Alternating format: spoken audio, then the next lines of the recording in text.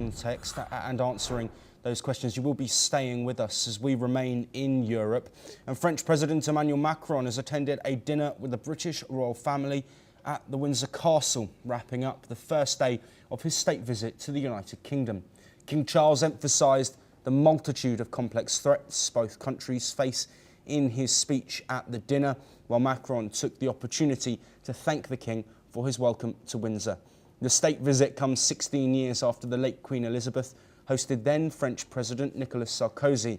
Earlier in the day, French President was greeted by the royal family, including heir to the throne, Prince William, and his wife, Princess Catherine, before they travelled in horse-drawn carriages for a procession in Windsor. Macron then set out to Parliament, where he said the two countries needed to come together to strengthen Europe, including on defence, immigration, climate and trade. In an address to the British Parliament, he also said that Britain and France must work together to protect the international order. He also spoke of a need for Britain and France to reduce risks posed by relying too much on the United States and China for trade. Let's have a listen to the French President. The United Kingdom and France must once again show the world that our alliance can make all the difference. Clearly, we have to work together in order to defend an efficient multilateralism and to protect the international order as we forged it after the Second World War.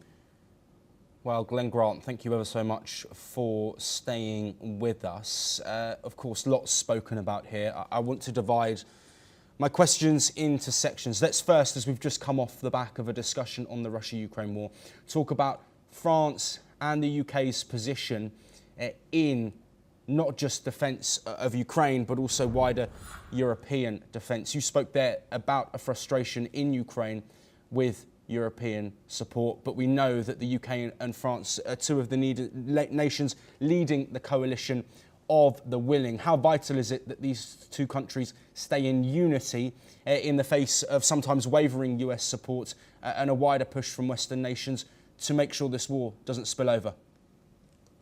Oh, I think it's absolutely vital because you know there is no European support without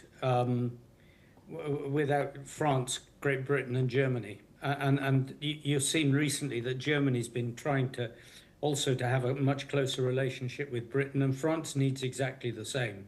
And I suspect that the French move comes off the back of the German move, that they're trying to actually to create something that is more collectively strong than the rather weak European response that they're seeing at the moment. So bilaterally and as a collective group, they need this if they're actually going to show strong support for Ukraine, and actually maybe to do things outside of the European Union grouping, because of course with the European Union you've also got the problem of Hungary and Slovakia at the moment. So yes, this is vital. Yes, and Glenn, I want to move next to trade. Of course, US tariffs and a new deadline of August the 1st having impacts on countries, including the EU bloc, who are yet to agree a deal. Obviously, the UK, through Brexit, were able to make their own trade deal with the United States. But given the instability and an ongoing trade war, how important is UK-EU alignment on issues like trade as the world economy looks set for a potential turbulent time with Trump's new announcements? Well, yeah, the key thing about trade is stability, because if you don't have stability, you don't know how much you can put on a lorry or on a ship and send it somewhere, and what you're going to sell and how you're going to sell it and how much you're going to charge.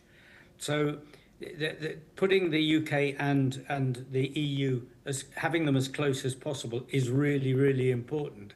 But actually, equally, sometimes it's better to have an outlier like the UK, because people actually then can trade through UK, sorry, if there's a better deal possible. But at the moment, I mean, this topsy-turvy trade world that Trump is producing is not good for anybody, and it's certainly not good for the European continent. Yes, and Glenn, finally, as we end our discussion on Macron's visit to the UK, further discussion had around immigration, a key topic in both nations. In Europe as a whole, a rise in far-right support, with immigration one potential key factor in that.